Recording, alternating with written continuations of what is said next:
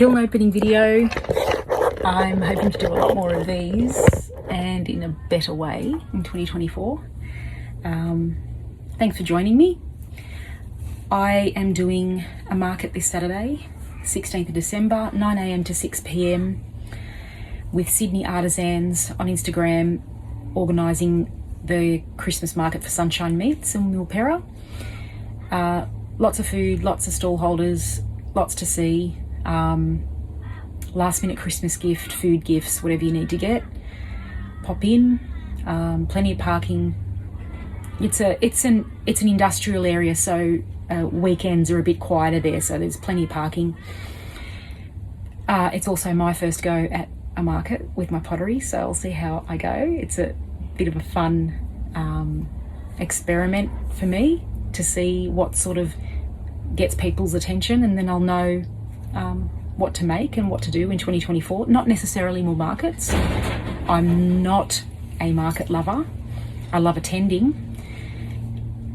I like giving them a go for myself, but I like to pick and choose the ones that I go to rather than commit to a regular one, because it is a lot of work.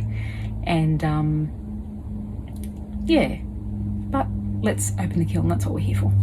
So, still really hot.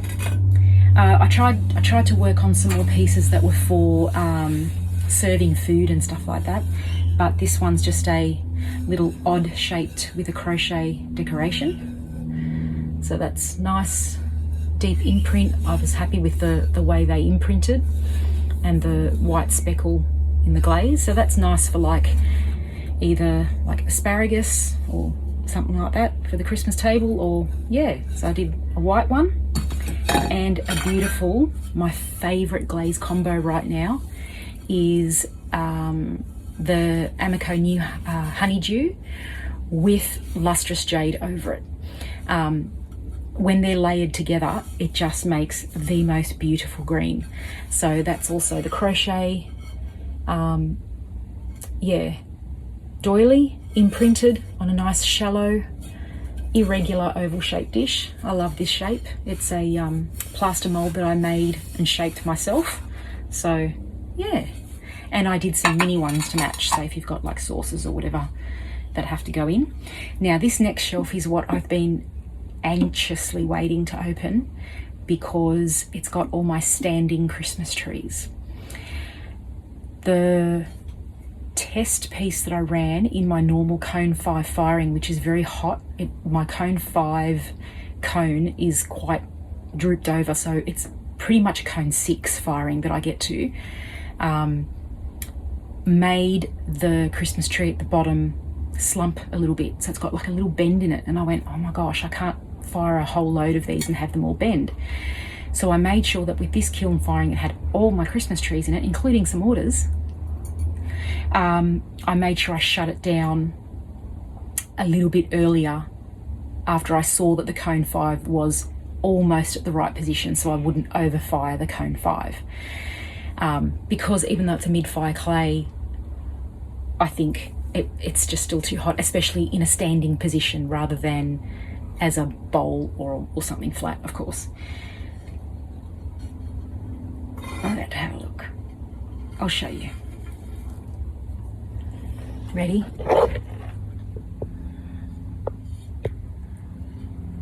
Oh, thank God. Okay. Okay. I've got one that's bent over this side. Why would that be?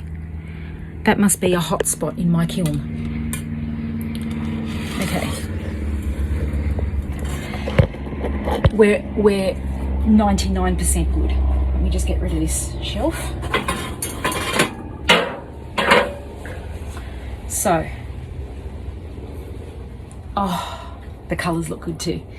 Okay, so this is a custom order. Oh, this one's a little bit bent. I've got a custom, oh dear, it's leaning forward a little, but look at the colour. So this one here is Emerald Falls with some honeydew painted on it to make it run a little bit, so you can see the green has gone a little bit runny, and my oyster speckle in the star, which I love how the white trickles down into the green to make it look like another point of the star. So yeah, and that's got a name on it because the order was for the 4 members of the family. The only thing is, it is slightly bent, but very slightly. I'm still happy to give that to my friend for her order. So I'm going to check all the ordered ones first. So that was Rob. This one's Jen. Okay, Jen is a little bit more bent. You can see against the that it is bent, but when you look at it from the front, it's just beautiful. Like, that's going to stand obviously on their mantelpiece. I just love. So when I paint the star, I paint the white straight across, and it dribbles down into the green. I love that. It's so cute. So yeah. So that's 2, and then the 2 kids. Oh, there's one. And oh, there's the other one. Okay. If this kiln had gotten any hotter, these would have been ruined. Okay, this is honeydew with lustrous jade over them. Most beautiful combo. So they're a lighter green. Same thing, the oyster white speckle, which is a Sesco, has trickled down into the green. So they have come up lovely. There's a couple little dots in the letters where I didn't quite fill in properly on the letters there. There's some dots, but they still look beautiful. And I can fix that if I really want to with some white acrylic paint. That's the thing with ornaments, is that you can do some cold finishing if you need to, but I'm happy with those, and they're slightly bent, but not to the point where you go, I can't give that away as a gift. That's just, no, it's fine. This is for my niece's family. This one is gorgeous because I added a heart 3-dimensionally to it, and so the family name Wilmot. So that's a cute little, that one's a little bit warped, but I think that's sort of the little cute character about them, is that, yeah, doesn't matter that they're a little bit, you know, crooked. They're all good. They look very, very cute. So I'm very happy with those. Now the rest of these are just plain. So there's maybe about another 20 that are in all different designs. So some are with a darker glaze. I actually love this combo. So this is Rainforest with the dribble of Emerald Falls over the top. So whereas the other darker one was Emerald Falls first, this is Emerald Falls over the top, and with the Rainforest underneath. And you can see where the glaze just ran down beautifully, stopped right at the right spot. And same with the oyster white speckle, made a beautiful star. And then I also made lots without a star. This one's got a heart. So that's very cute. That's just plain honeydew, and the hearts are all done with chum plum. Chum plum is the nicest brightish sort of pinky reddy colour at Cone 5. Everything else just burns out. Then I've got some that are textured. So these 2 are lovely. I've textured these with the wooden rolling pins. Sorry, there we go. And I also stamped the base to make it look like the base of a Christmas tree. They're very cute. Same thing, honeydew and Rainforest with some Emerald Falls over the top. Beautiful. So they've all come out really good, except for the one that is really bent. Like, you can see how bent that is. It's meant to be like that. So I'm holding the base of it straight there, and you can see how far bent it is. So he will stay in my Christmas stash. That's fine with me. We get all, as potters, we get all the rejects, don't we? So I think that was a funny one. I think he bent because he was at the front here, which might be a hotter spot. They weren't like closer to an element than any of the others unless they're not on the edge of the shelf. All the other edge shelf ones didn't slump, so I'm just guessing that, yeah, that particular one, yeah, this is just one that I did differently as a little experiment. I put dots of snow over the rainforest because I know that the snow creates like an oil spot effect on the rainforest. So that's cute. That looks like it's got snow on it. So all of these are going to go to the market with me on Saturday, but I'm also taking some to my friend who has a beautician salon, and hairdressing salon. So she said bring some and put a little sign and, you know, see if anyone wants to buy them there. So I'm like, yeah, absolutely happy about that. So we'll keep taking them out. Some of them with the hearts, even though I tried to be careful with the glazing, but Emerald Falls is notorious for running, is the green ran over the into the middle of the heart, but that's okay, it still looks cute. And I forgot to mention, every single tree is also stamped with 2023, because I intend on doing a different sort of design for every year. So if you buy one off me, you'll know what year I made it. And I do have a fruit box somewhere to start putting all of these in. Oops, I'll just grab that. The good thing is that once they've been fired like this, they're a little bit tougher, so I don't have to worry about them being as fragile. I didn't single fire these, but if I have to make any more, I probably will single fire them, because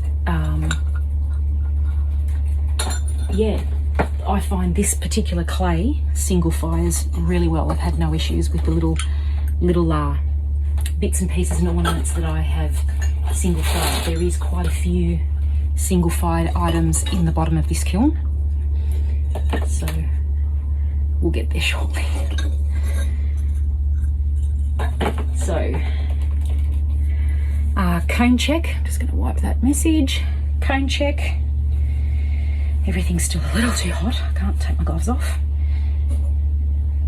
You can see, I think this is what you would say is still a little bit too hot for a cone 5. From what we're told, I think, because this is not a self-supporting cone, I'm not sure if it's different, it's supposed to own, the tip of it is only supposed to get level to the holder. So it has gone over the cone 5. So even though I shut off the kiln when the cone was still further up, because I knew that the heat work would continue even if I'd shut off the kiln, it still went too far. So there you go. My kiln is pretty hot, yeah. So, but my normal kiln firings, I do have them slump right down onto this thing, but I don't mind, because cone 6 is good for a lot of the glazes anyway. And I'll just chuck it into my stash of used cones. That way I can keep a record of how many times I've fired the kiln. Props back into their box. Now my kiln's not that big. I've only got a 33 by 33 centimetre usable shelf space, and same in the depth, so it's like a perfect cube. So that's why if I make any bigger items like dishes and bowls, I do have size restrictions, but the bowls I've made, they fit in perfectly with like a centimetre to spare on each side, and they are an awesome large size salad bowl. So even though it's not a big kiln, it's still big enough. Ooh, and we have some glaze that's run right off. So this is a nice combo that I heard from Sarah Walton. Oh dear, yeah, a little bit of grinding there, but that's okay. Grinding's not a big deal. It's actually quite easy with a well, I've got these metal sanding pads that are just clean it up straight away. So this is Amaryllis over Flux Blossom. So it's a Mako glaze over an Amaco glaze. And yeah, that has ran way more than I expected, but it's a gorgeous pink. And obviously it's run heaps, because I think Amaryllis is stable on its own, but the Flux Blossom does make stuff run. And thankfully it stopped right before, but the back part, obviously where the glaze was a little bit thicker, it has stuck to the kiln shelf, so it's taken off that, but it's the perfect it hasn't ruined my foot, so that's just an easy sand off. And I love how smooth and beautiful my bottoms turn out. I always glaze inside my foot rings on coffee cups. I think it's just a nice finished look rather than leaving the entire bottom bare, especially on a white clay. I have tested these and they have been fine in terms of I don't have leakage or seepage. Like, I know that the clay is fine. And this is LGH from Clayworks. I buy it from Blackwater Pottery in Ingleburn. Yeah, I just love the way that it looks with the bottom finished off nicely as well. So I love doing that. Here is a little matching, oh, oops, I forgot to wipe the glaze off the edges to match the other dish. Oh, didn't notice. So one of the little things I like to do with the Buff Steckle Speckle stoneware, which is Blackwater Pottery, I like to wipe off the edge so I've got the nice warmth of the clay colour coming through the edge. This is the matching little dish with the same crochet, and I forgot to wipe it off, and there's bits of it. Awesome. So that little dish is staying home with me. Oh well, what a silly Billy I am. That's what happens when you're glazing till midnight.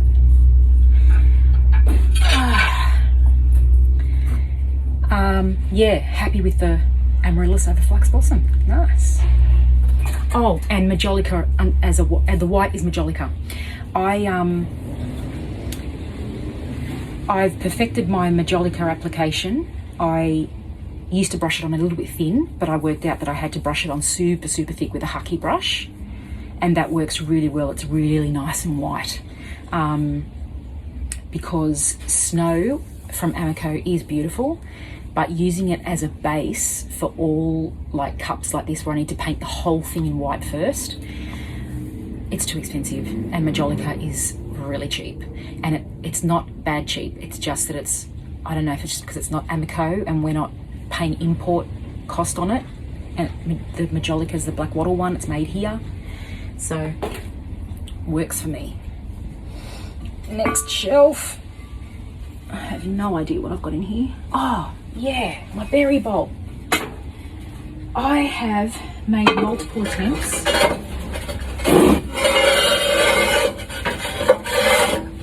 at a berry bowl. Oh yeah, came out nice. But I either didn't like how I glazed it, or I thought it wasn't big enough, or whatever. Nice. Yeah, so this berry bowl is Smoky Merlot with the Chung Plum combo. It's a very deep purple. I can see that in the camera there. It doesn't look as nice as it does in real life. The colour in real life is very, very pretty. And I was very careful about making sure that I cleaned out all the little holes to make sure that there was no blocked holes with glaze. And so far, I can see that I haven't blocked up any holes. So that's really good. And there's the bottom. So you wash your berries and put them in the fridge in this bowl, or serve them up in this bowl. It's pretty enough to serve in as well as wash them in. So yeah, that's coming to the markets with me on Saturday. Lovely. Pretty colour. Very nice combo. The Amico, you do 2 coats of Smoky Merlot first with 2 or 3 coats of Chum Plum over the top, and it makes that beautiful berry colour. So very nice. Next is, now this is a colour that I wasn't sure about, and I'm glad I added more to it. Okay, this is Mako's Peppered Plum with 2 coats of Flux Blossom over the top, at the top there, because I was worried about what the colour would look like. I'm not a fan, it's too brown for me, especially considering that it's called Peppered Plum. You would just expect it to be a bit more purple, and it just isn't. But I love how the little peppered effect comes up under the flux blossom because it makes all those little crystals run. Whereas if you have it without flux, the bottom bit, the peppered bit is just literally black dots. So I like to see the dots running, and inside it looks beautiful as well. Oh, and I've got a tiny bit of pink opal because I just realised there's a drop of pink opal in there. But in terms of the cup itself, I love this shape handle. The bottoms come out beautiful. I just seal it off with some flux blossom on its own. I have got a little bit of a sticky bit there, but I'll sand that off. Another cup. And that has got a matching bowl and another plate, but it didn't fit into this firing, so that it would be a nice breakfast set. So yeah. This is a colour, I don't know what it is. It's come out matte. What colour is this? Why is it so matte? But that is River Birch with, I can't remember what colour. It's so satiny. It's much bluer inside, but more satiny. I think it's because my application was too thin on the outside, but at the same time it has that oceany sort of look. So, I can't remember what that is. But that's going to be most likely just a bowl on its own. Whereas this one, I've actually made it into a candle. So this is a piece I did on the wheel, and as you can see, I always turn my trash into treasure. So yes, I lost my edge on that, but I wobbled it up, painted some runny glaze on it. This is just Cirrus Flow over the oyster white, and I think I just didn't brush enough of that Cirrus Flow on, but it's still quite a nice touch. And that's going to be a candle with my new little finishing touch of a heart that sits in the set wax behind the wick. So it's just like an extra little accessory, and they look so cute, and it just sinks down into the wax as the candle burns. So that's my new little thing that I do for all my candles. As soon as I know a pot's can be only candle worthy, even though I love candles, it gets a matching little heart. Couple more Christmas decorations. I had a few more cactuses and Christmas trees sitting around, so I painted them. That's honeydew, that's deep olive speckle. And ooh, this is seaweed. I made a little tea light holder with holly leaves. So this seaweed is quite a metallic-y finish green, but I like it. So with a little candle in that, that'll look really sweet. So that's coming to the Christmas market as well. Very nice. Put all them in here. So yeah, so tomorrow's job is to pour all my candles, because I've got 3, actually I'll have to do it on Friday, because I've got 4 candles made, as in the pots, but I've got 2 more that will go in tomorrow's firing. So yeah, I'll have 6 candles at the market on Saturday with my handmade pots. So, and this one might end up being a candle as well, I think, because I don't know what else you would use it for. It's a bit too wide, I think, for a cup, although it fits in my hand all right, but I think it's too big and short to be a cup, but we'll see. I'll make up my mind. And final shelf, oh dear,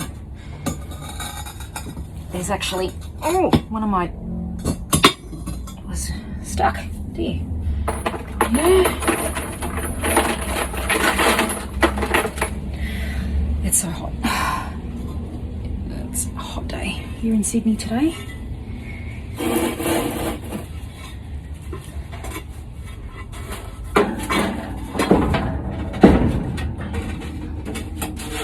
Okay. Another Chun Plum Smoky Merlot combo. Beautiful. No pinholes, no nothing. Oh, look at that. It's a beautiful, so it's a heart-shaped cutter that I got from Snip and Stamp, and her MDF forms that you push. So you cut a slab of clay you do your outline, like you cut the shape of the clay out, and then you lay your slab with the form and you push into a cushion. So it forms a beautiful, perfect shape. So the cutter matches the form that you push in. So obviously the form is smaller than the cutter. And then I just carved the edges to make it look like it has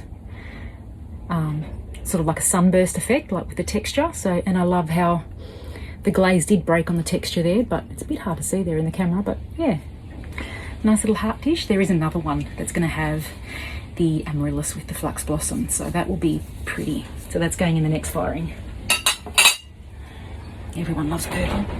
And I've got 2 matching dishes that I did remember to wipe back the edges for my honeydew and lustrous jade set. So those 2 little side or sauce dishes, or they can be trinket dishes, match my other big oval shaped dish. A ring dish that was meant to be pink. That's a very disappointing glaze. It's Abalone by Mako. Obviously does not like cone 5 at all. This is on the bottom shelf as well, so not only did the kiln not go too hot on the cone 5, or maybe it went a little bit hot, but that's meant to be pink. It's not even a soft pink, it's like beige. So yeah, and that's a ring dish.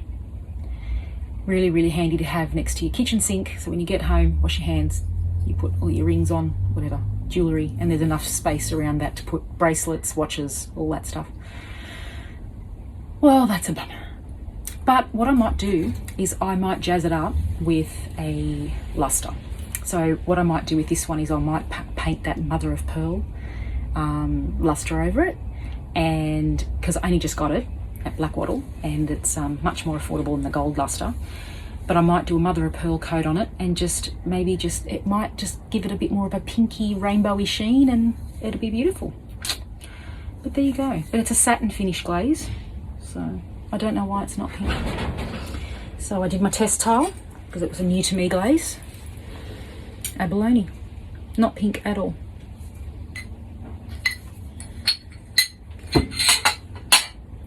And